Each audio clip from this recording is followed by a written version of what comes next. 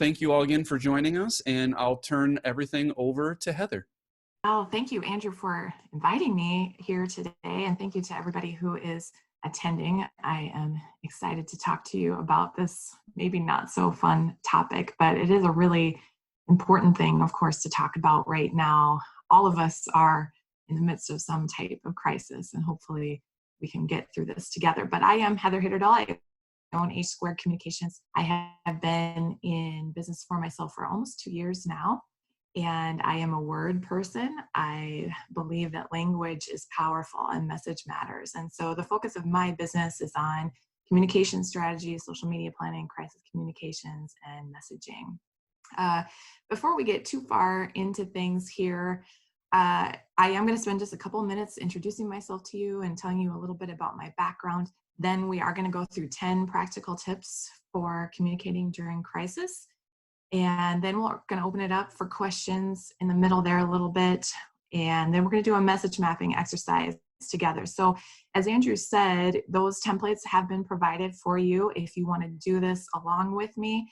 I hope that you will think of a goal and an audience and a message that is important for you right now to communicate. And we can do this together so that you've got something to leave this with when we're done. I grew up in the Black Hills on a cattle ranch, and then I spent 4 years in Aberdeen at Northern State University. I have a degree in English, and I've lived in Sioux Falls now, though, for almost 20 years. My mom and dad are still getting used to that one on my license plate, but this is my favorite city, and I love Sioux Falls. I spent 5 years at the Good Samaritan Society's national campus in their communications department, and then 6 years at Avera in their marketing department. And my focus at Avera really was on a lot of internal communications. And then in 2013, Mayor Huther appointed me to lead the communications effort for the city of Sioux Falls. And I was in that role from February of 2013 to May of 2018. And I was responsible for all public communication, for the social media accounts, for media relations, just about anything. So as you can imagine, if you are from Sioux Falls or you follow Sioux Falls news, I got to be involved in just amazing things in those 5 years. I got to help plan the grand opening of the Denny Stanford Premier Center. I got to lead media tours at the Midco Aquatic Center when it was under construction. I got to help plan the event where Mayor Huther and Burlington Northern signed a purchase agreement for the downtown rail yard. But as I'm sure you can imagine, I got to be involved in a lot of really hard things too. 6 weeks into my job was the ice storm of 2013, and I spent 8 months of my life talking about branches and tree stump grinding and things I never would have imagined would be my job. I communicated during floods and blizzards, never fun topics. And I also had to help communicate the day and the month following the downtown building collapse, a really tragic event here in Sioux Falls where one person died and another was trapped in the rubble. Another really hard thing I had to help navigate our city through and our organization through was a fire chief arrested on child porn charges. If someone tells you that they are a crisis communications expert, feel very sorry for that person because they've had to do some really hard things. No one wants to be good at crisis communications because it means you've had a lot of practice. And none of us either are good at what's happening right now either. So if you don't feel good at crisis communications, if you feel every day like you have no idea what you're doing, you are in very good company right now. But I hope the things that we're going to talk about today will be helpful to you. And I am going to share my screen now.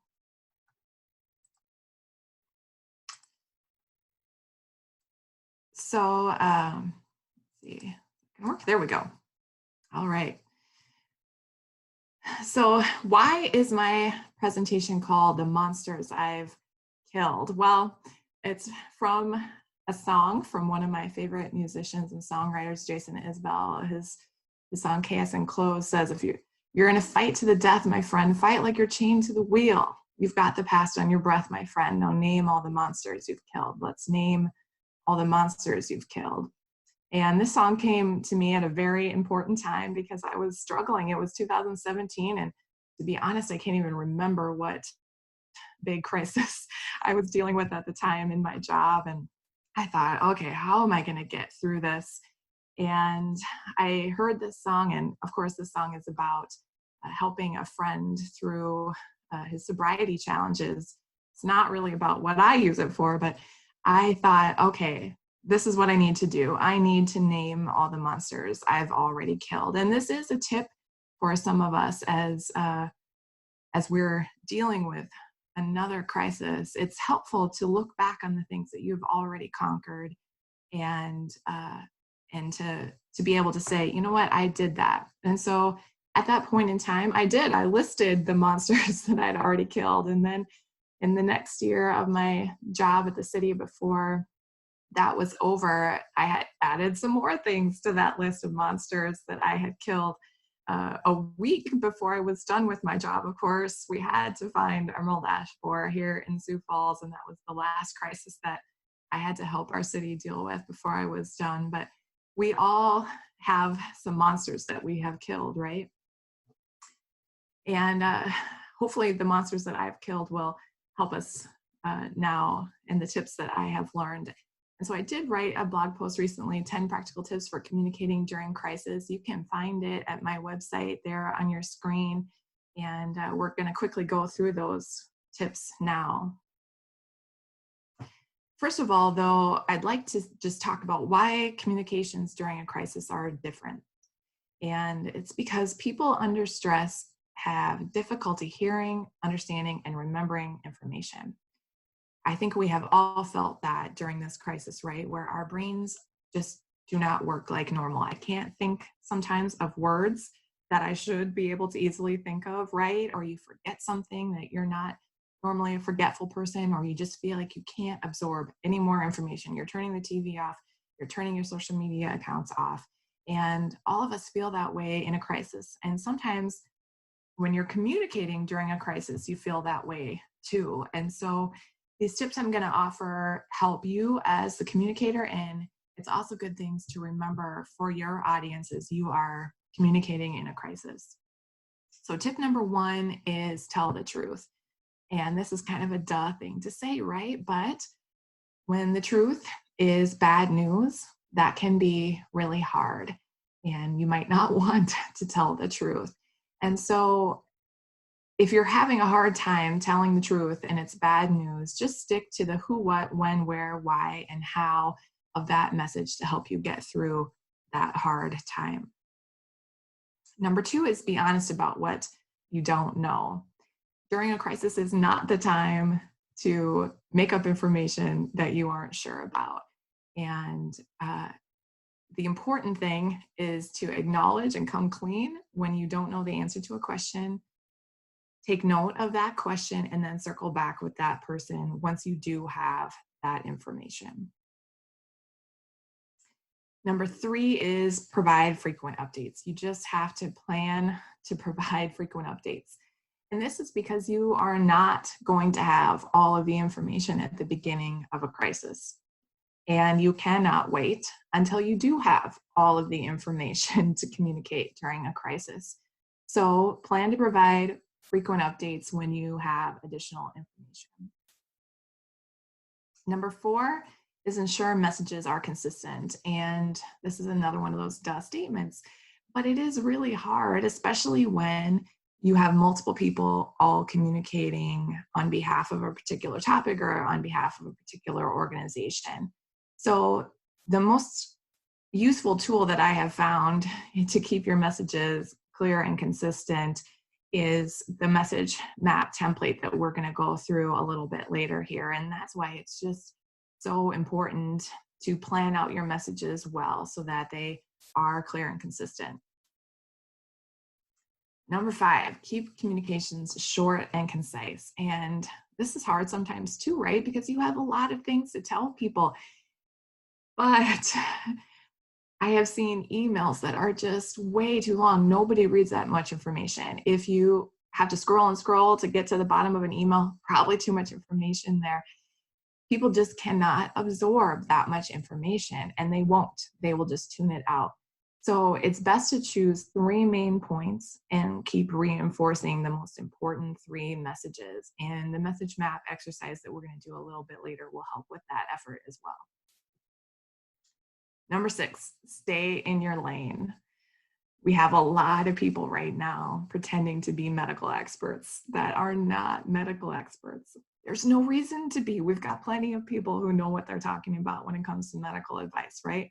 Now is the time to really focus your communications efforts on the things that make your organization or your business or your nonprofit unique.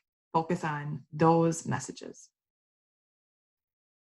Number 7, don't recreate the wheel. If you're spending time right now creating a poster on how to wash your hands, just step away from the computer. There are already resources available for you through the World Health Organization, through the CDC, through the state, through your city, with those types of documents and those types of resources.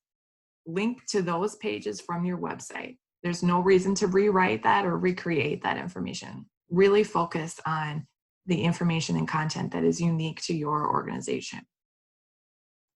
Number 8, designate a place where people know to go for the most accurate and up-to-date information. Our first instinct during a crisis is, of course, to communicate through social media and through email, right? And that's absolutely what you should do, because that is the fastest way to get your message to the people who you need to get it to. But those communications can often, of course, become out of date, right? Especially how quickly things change during a crisis. So always link those social media posts and those emails back to your website, back to a place where there's always going to be the most up-to-date information for people to find. Number 9 is double check previously scheduled social media posts and other communications that you had planned to do before the crisis happened. And I have seen a lot of organizations, unfortunately, miss this step. I've seen organizations promoting events that have been canceled because they didn't go back to look at those previously scheduled social media posts that they had put with all good intentions before this all started. And so that's an important thing. And you might just want to delete those posts altogether, some of the things that you had planned before this crisis, because it's just going to feel really it could feel tone deaf for some people, and it could feel really irrelevant also. And my last tip, number 10, is just to take care of yourself and support one another. You know, this is a hard time for everybody, and especially if you are responsible for communicating in a crisis, when you yourself are in a crisis, it can be a really hard time. And now is the time where I think we just really need to show each other a lot of grace and be helpful to one another and take those breaks that we need from this time. So I hope that you will go back and write a list of the things that you have already conquered, because it's going to help you get through this COVID-19 crisis too. And then when we're through this, we can all add COVID-19 to our list of the monsters that we have killed as well. So at this point, I think I'm going to open it up for some questions, and we can maybe have a little chat together. So do we have questions? Great. No questions have come in yet, but please, everybody, feel free to use the Q&A function to send in any questions. And then just real quick, I'm going to post those links again for the second half.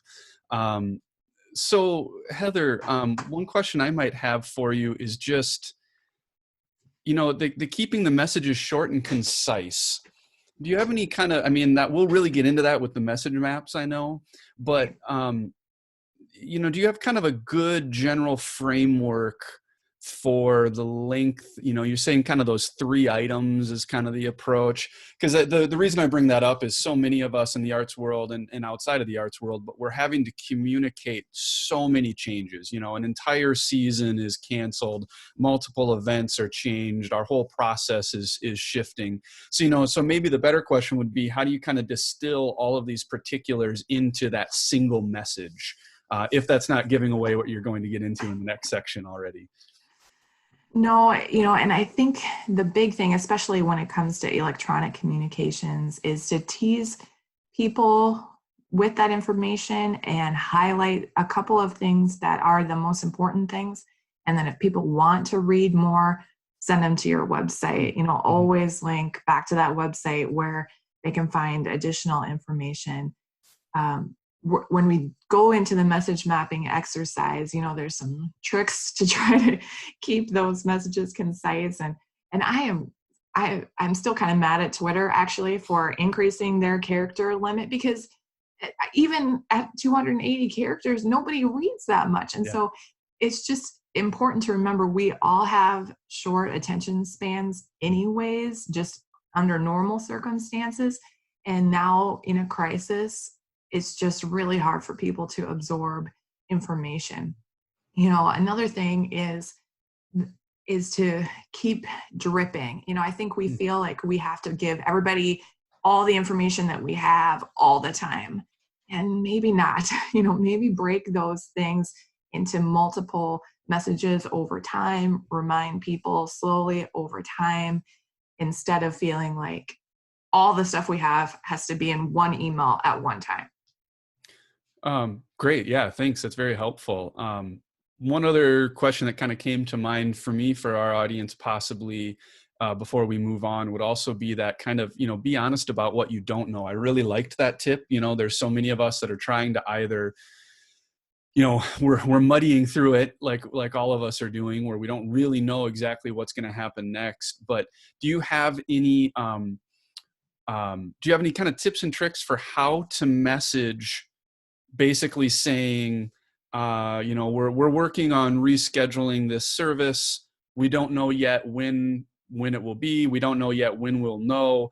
Do you kind of suggest giving a deadline of saying, we don't know yet, we will try to let you know by X, Y, or Z? Or do you have any kind of tips and tricks for that?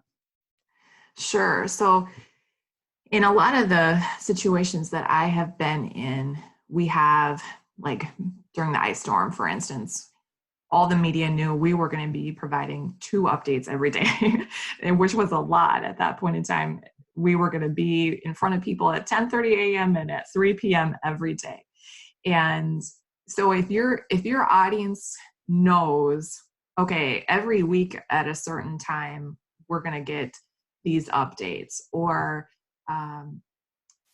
it's just important to give people that expectation to say, we don't have everything now, but like you said, on this date, at this time, we're going to try to provide some additional information, or please be on the lookout for additional updates on this topic as soon as we know more. So it's just that setting the expectations that I don't know everything right now, but we really are trying to give you that information. It just is going to take us a while to find that answer. And as soon as we know, we're going to get back to you. So it's just an expectation setting, I think, is the most important thing to keep in mind there. Great. The last thing before we move on, I just wanted to share Angie Kleberg in the Q&A shared kind of a comment or an idea more that, people are going to always ask anyways. The message is short, they're going to ask in the comments, or they're going to email you or call you. If the message is long, they're not going to read it and they're going to email or call you anyways. So I thought that was kind of a good point of, you're not necessarily trying to answer every single question under the sun with your communications. You're trying to kind of treat it as that beginning of a conversation, knowing that they're still going to reach out, and you want to keep that back and forth going. Right. And I think that's an important point, is that we have to be prepared to answer people's questions. You can't just put something out there and then hope that nobody ever comments or asks for things. There are still municipalities and government agencies and organizations that don't allow comments on their Facebook pages. They don't allow that interaction. They want communication to be a one-way street. And that's just not effective. It's not kind. It's not, it's just not the way people work. People expect they expect to be able to ask you a question and that you're going to answer it. And so being prepared to answer people's questions is a really important point too. Great. Well, definitely everybody feel free to put any questions as we continue on into the Q&A, and we'll keep going with the session. All right. I'm going to go back to sharing my screen here. Oh, and of course it goes to that. Sorry. All right. So, oh, there we go. Okay.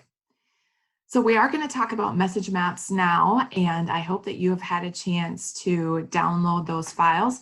If not, feel free to just listen along as we go through there and then use those files in the future to help you out. I hope that you will, though, go through this with me and maybe jot down some thoughts in your own message map so that you've got something to show for this at the end of our time together.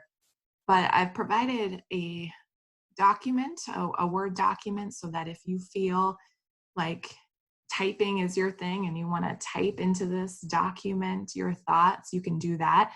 If you're like me and your own handwriting is oftentimes helpful for you in your creative process and your thought process, go ahead and print the PDF document and use it that way too.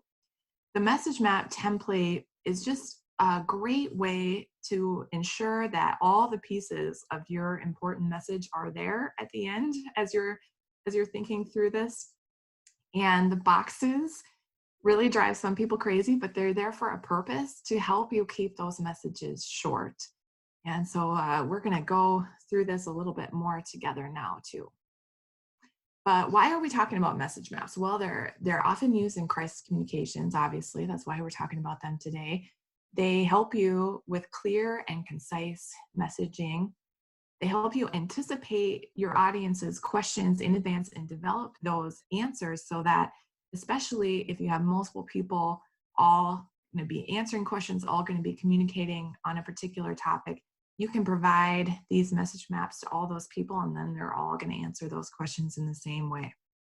They, again, are based on the rule of 3, and it's really helpful if you are the speaker, if you are having to speak publicly, for you to visualize your messages as well. So the first part of that message map is the goal. What are you attempting to accomplish? And even in a crisis, it's important to remember that you should have a goal. You should know why you are doing the work that you are doing. And if you don't, just stop and think about that, because if we're adding work to ourselves just because we feel like we have to do something, but we don't know why we're doing it, whoa, what a waste of time, right? And we're all so busy, especially in a crisis. So make sure that you have a goal that you're really attempting to accomplish in this process. And of course, we all know that goals are supposed to be SMART: specific, measurable, attainable, relevant, and time-bound. And for our intents and purposes here, I am offering some sample messaging for what a goal would be if you had a physical location for your business or your organization and you were thinking about reopening that physical location. I am not necessarily advocating, of course, that everything just reopen overnight, but it is a big topic right now, right? And it is something that I hope is communicated well. I have seen some people do it well and some people not do it well. And if we have some time to think about how we're going to reopen these physical locations, let's make sure that we communicate those things well. So the goal that I have for my fictional message map is to increase customer confidence in our reopening plans between now and May 23rd. So we have a date here, so it's time bound, it's relevant. I don't know how measurable it is, but of course, in the end, if people do feel comfortable coming back into your physical location after all of this is over, then you will know that your goal was successful, right? But the important thing I think that a lot of organizations and businesses are facing is, how do I make my customers feel safe? How do I help them to understand that we are working to keep them safe? And so increasing that confidence that they have is really what's going to help your business move forward. The second part of that message map is audience. And this is something that a lot of people overlook too. They forget to consider who their audience is. And let me tell you right now, your audience is not everyone. I don't know how many times in my job at the city, people wanted to communicate to all 185,000 people that worked in Sioux Falls or that lived in Sioux Falls. Well, guess what? That's really hard, first of all, and it's probably not necessary. Select as small a group as possible to help you meet your goal. Where is your message really going to have the most impact? And when you can identify that group, then you can help try to understand, what benefits and what motivates them. What information can I share with this particular group of people that's really going to be impactful? And so the audience that I have chosen for our kind of fake message map here, for an example, is previously established customers. Obviously, for a business that maybe has been closed for a while, or an organization that hasn't had a lot of face time with people, the big thing, of course, that you're going to want to get back are those people that valued you and frequented your business or supported your organization before. And so an audience that's going to be particularly important to a lot of people moving forward is your previously established customers who supported you before all of this started. And then the third part at the top there is the main message. So this is your elevator speech. And none of us right now hope to be stuck in an elevator with anyone else right now. But if you are, and if you're thinking about that, if you have an opportunity to say one thing to someone important in this effort, and it's got to be that 15-second speech in that elevator, what would you say? And so my main message for this fictional message map is Steve's Gallery will reopen on Tuesday, May 19th, and we're working to keep customers safe and enhance services. So Steve is my husband, and he's awesome. So that's why I decided to name my fictional gallery after my husband. But of course, the main message, what is the most important thing here? We are reopening. You're telling people the date, and you're working to keep customers safe and enhance the services that you offer. And that would be the most important thing to say when you're planning to reopen a physical location. So starting with the boxes there at the top, those are your key messages. Those are your selling points. And if we were being really strict with this, you would get only 27 words. That's only 9 words divided by 3 boxes. You have to be able to say those 3 key messages in 9 seconds. And why is this important? Well, like we were talking about, in normal times, our attention span is just not very long. A person's average attention span is only 8 seconds. I've already lost a ton of you a long time ago, right? Because you're just done with this conversation. We just have really short attention spans normally, but especially during a crisis, it's even worse. And so keeping those messages, especially short, are so important. And you only get 3. That's it. So my key messages for my fictional message map about my gallery reopening are, number 1, we are working to keep you safe in our gallery. And that is going to be every person's most important concern, right? And so how can you help your customers or your supporters feel safe? Number 2, we've updated our hours and now offer private showings. So if you have modified, and most people have, if you have modified your business model or the services that you offer or different aspects of your business or your organization, it's going to be very important that you communicate those things to people. And so that's where the key message number 2 is going to fall. And then the last one, number 3, we value our customer support and will offer reopening specials. If you are having a sale or a discount or any type of special in this process, that of course is going to be another big thing that you're going to want to communicate. So then each of those key messages get 3 supporting points. And these are the things that prove that key message. And it's important to prioritize the order of those. Your most important proof point or supporting point should be first. The second one should be the least important of the three. And then your second most important one should be last. Why is that? People, especially in a crisis, have a hard time remembering things, right? And they're more likely to remember the first thing and the last thing that you say. And the thing in the middle sometimes gets fuzzy, right? So always put the least important of your proof points in the middle of the three. So again, your most important one should be first, your second most important one should be last, and then the least important one should be in the middle.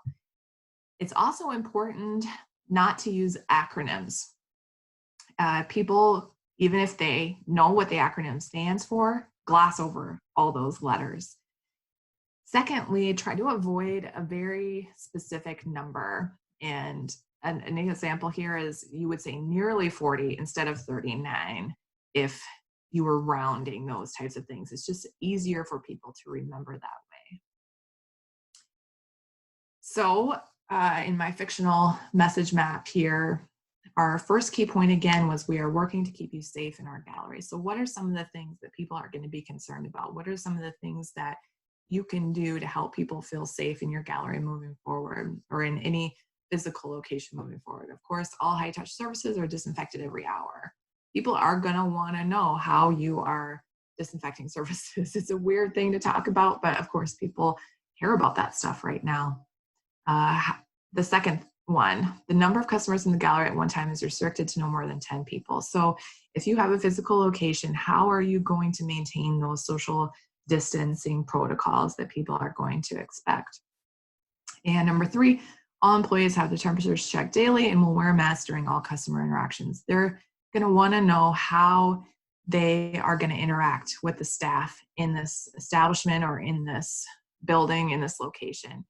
And so these are, just examples of things that you might want to do or might want to tell people, but these are going to be some of the concerns that people have when they come back into an established location again. One point that I want to bring up is a tip that I have learned over time as a writer and as an editor and in these types of communications, is if you're trying to restrict the number of words, every time I write something, I do a find and replace for ing. And why is that?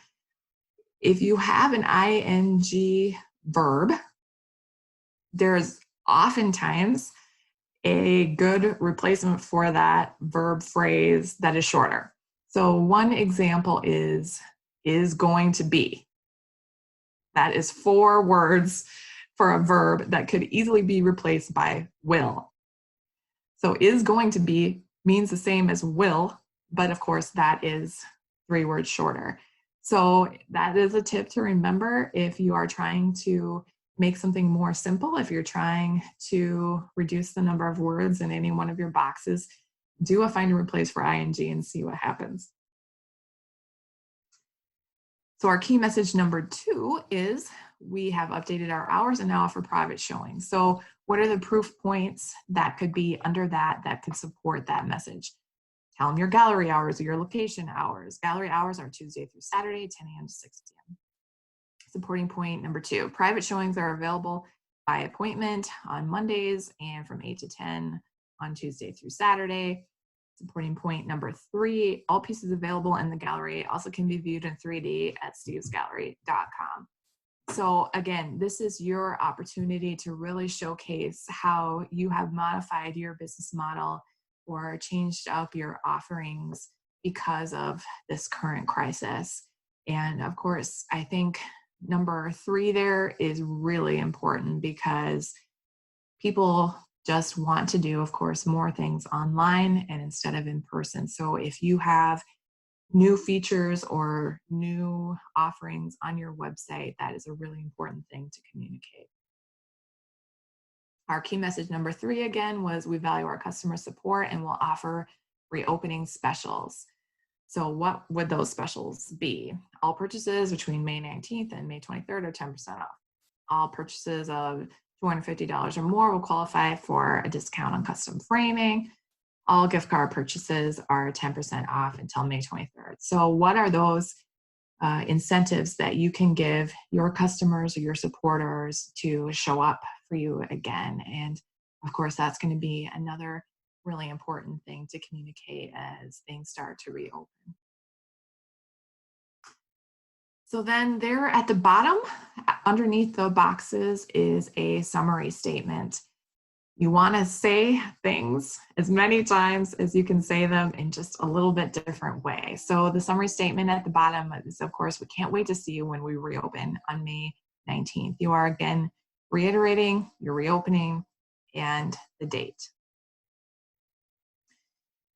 Another piece that a lot of people forget about is the call to action. What do you want your audience to do because they heard this message? Who should they contact? Is there a phone number they should call? Should they email, go to your website, go to your physical location? What is it that you want them to do? And so the call to action that I created for my fictional message map is to call a phone number to make an appointment for a private showing today, or go to our website. So the call to action is at the end for a reason, because it reminds people what you want them to do for hearing this message. So if you look at your completed message map, there are so many things now that you can do with this information that you have spent this time creating. Each one of those messages, each one of those boxes is now an awesome social media post, because they are short and concise, which is what social media posts need to be. Of course, you'd want to add an image or a video or something along with this text.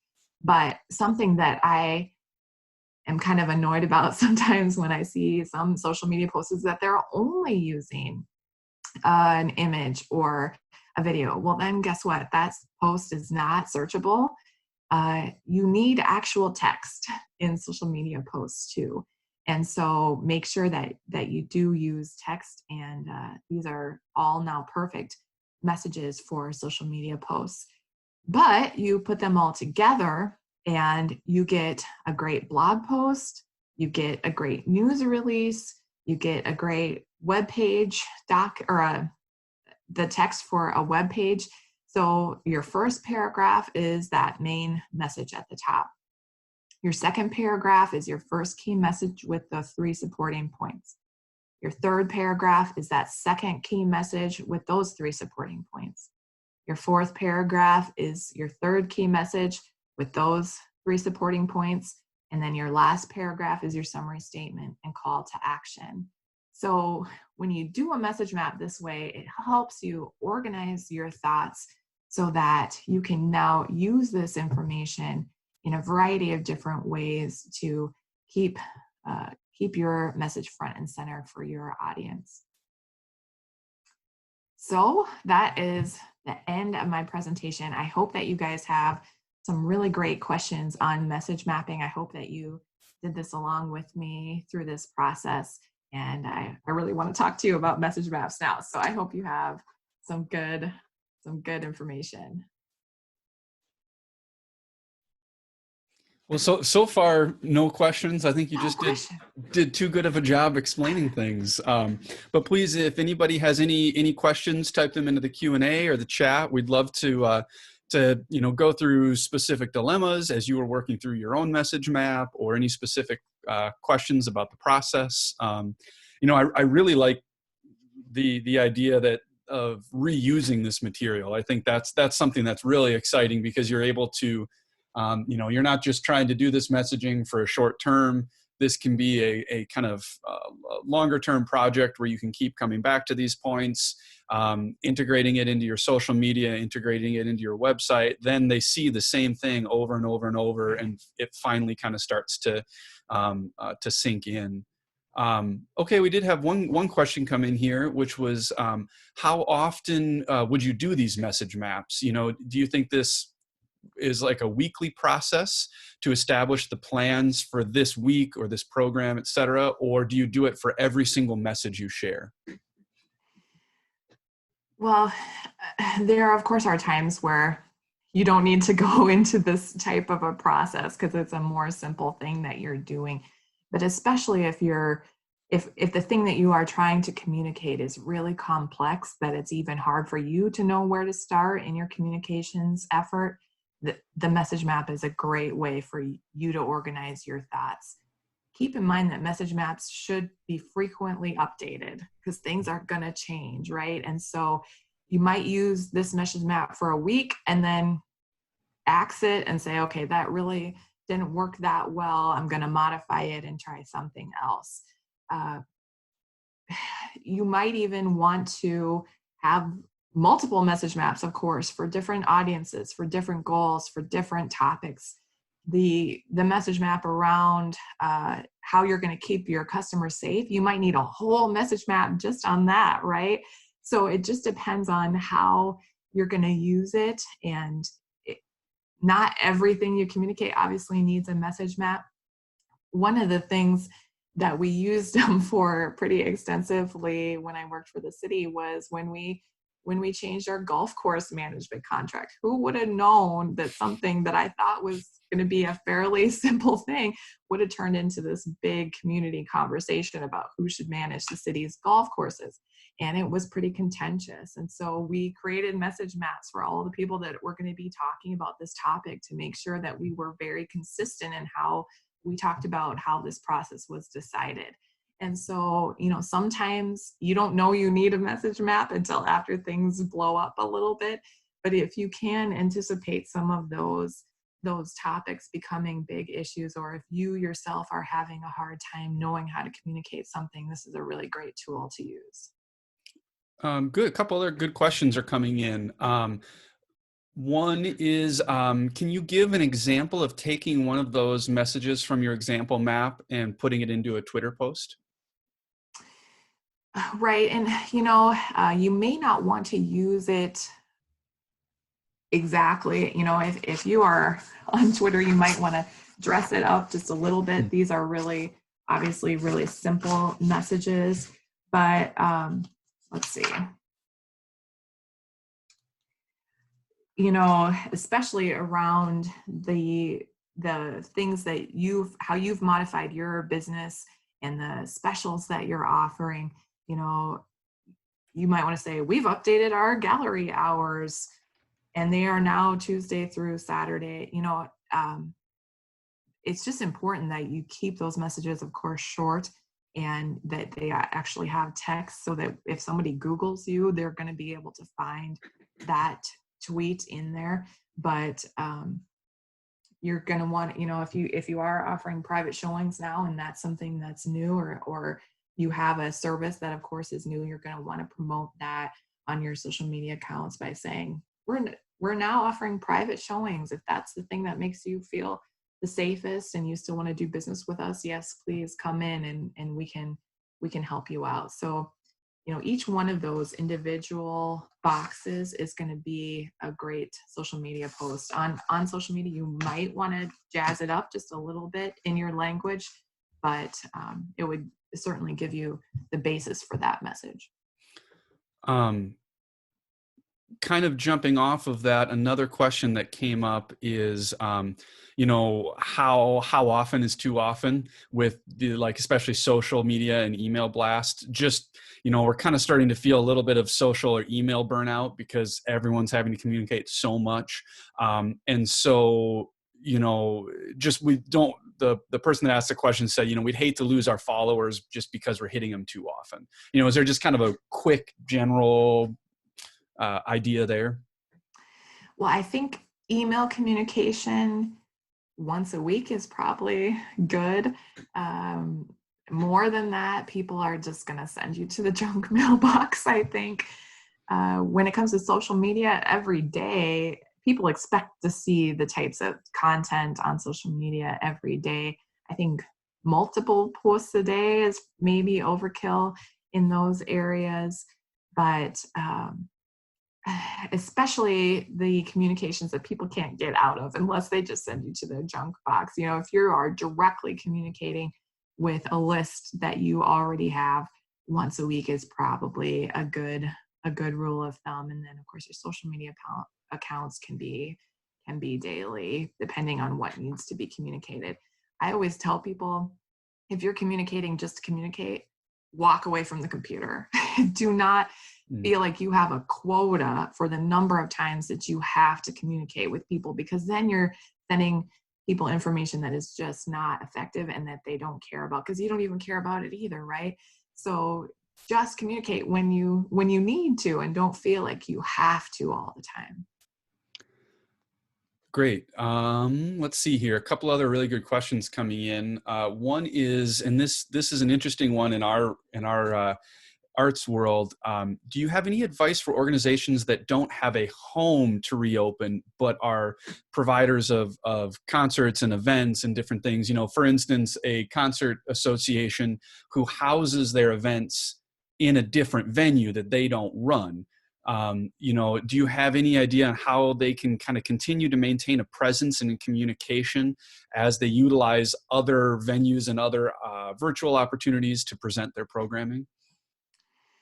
So, you know, that those communications get particularly complicated. I think about the events and the organizations that have performances at the Pavilion or at the Orpheum, and now they're communicating, and they have to do that collaboratively with a separate location, because all of that looks the same to some of your customers, right? They don't always understand that, okay, they're buying their ticket at the box office at the Washington Pavilion, and they're going to the concert there, but that's not who's really promoting it or putting it on, or the organization behind it. And so message mapping, of course, is a great tool then to use, so that you can share those messages between your facility and the organization, so that you're both saying the same thing about a particular topic, right? Because that's really important.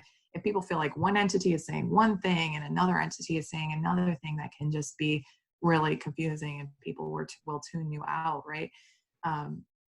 I've really been excited to see so many of our arts organizations around here keeping programming going by having virtual concerts, or by promoting concerts that happened in the past, but rewatching them. And so anything that you can do to still add value to the community and to your customers, make sure that you promote that, so that you are staying front and center for people until you can really be in their presence again. You know, I think that's just really important to remind people the value that you add to the community, even though you're not physically doing that right now. Yeah, the only thing I'd jump on there is just, I think that for a lot of these orgs that, you know, some of which don't even necessarily have a public facing office. You know, that's something even with Art South Dakota to a certain extent we can struggle with, because we're a statewide entity and we don't have a centralized office location. But so doing whatever you can, let me start over. In the future, I think we're going to learn a lot of good tools and tactics in this crisis that will stand us in good stead, even when things go back to normal, of just making sure we're keeping in front and really demonstrating the value that arts organizations are giving to their communities. So we're getting close to the hour here, but we have two more quick questions that I wanted to get through. One is a kind of hopefully a shorter one with some good tips. Someone was asking, do you have any other kind of quick language tips for clear and concise writing? She really liked the idea of avoiding the ing verbs. Do you have any other kind of little quick tidbits like that you try to focus on? Well, I have a list of words that I know I overuse. You know, we all know our own writing, right? And we all know the traps that we find ourselves in. And so that's another thing that I do a find and replace for. I know that I overuse the word just. And sometimes it's a completely unnecessary word. Another word that we often use too much of is that.